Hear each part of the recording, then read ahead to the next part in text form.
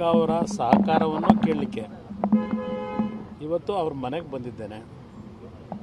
ಹಲವಾರು ವಿಷಯಗಳನ್ನು ಚರ್ಚೆ ಮಾಡಿದ್ದಾರೆ. ಅವ್ರಿಗೂ ಸಹ ಅವರ ಒಂದು ಹಿತೈಷಿಗಳು ಅಭಿಮಾನಿಗಳೇನಿದ್ದಾರೆ ನಿನ್ನೆಯ ದಿನ ಒಂದು ಪ್ರಾಥಮಿಕ ಹಂತದ ಸಭೆ ಇಲ್ಲಿ ಮಾಡಿದ್ದಾರೆ.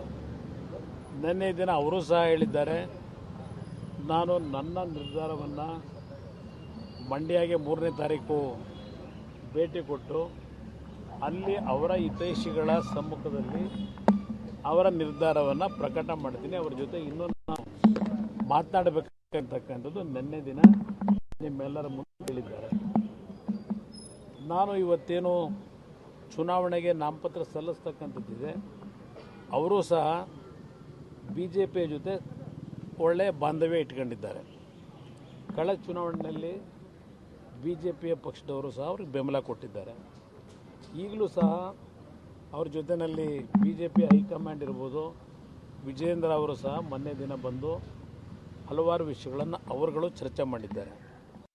ಇಲ್ಲಿ ಈ ಹಂತದಲ್ಲಿ ನಾನೇನು ನಾಮಪತ್ರ ಸಲ್ಲಿಸಬೇಕಾಗಿದೆ ಅವರ ಸಹಕಾರ ಕೋರಲಿಕ್ಕೆ ಏನು ಬಂದಿದ್ದೇನೆ. 3ನೇ ತಾರೀಕು ಅವರ ಕಾರ್ಯಕರ್ತರುಗಳ ಜೊತೆ ಚರ್ಚೆ ಮಾಡ್ತಾ ಇದ್ದಾರೆ, ಅವರ ಅಭಿಪ್ರಾಯಗಳನ್ನು ಪಡೀತಾ ಇದ್ದಾರೆ. ಪಡೆದ ನಂತರ ಅವರ ಮುಂದಿನ ಏನೋ ಒಂದು ರಾಜಕಾರಣದಲ್ಲಿ ತೀರ್ಮಾನಗಳನ್ನು ಮಾಡಬೇಕು, ತೀರ್ಮಾನ ಮಾಡ್ತಾರೆ. ಇವತ್ತು ನಿಮ್ಮ ಚರ್ಚೆ ಸಂದರ್ಭದಲ್ಲಿ ಪೂರಕವಾಗಿತ್ತ ಸರ್, ಸಹಕಾರ ಕೊಡ್ತೀನಿ ಅಂತ ಎಲ್ಲ ವಿಷಯಗಳನ್ನು ಮುಕ್ತವಾಗಿ ಚರ್ಚೆ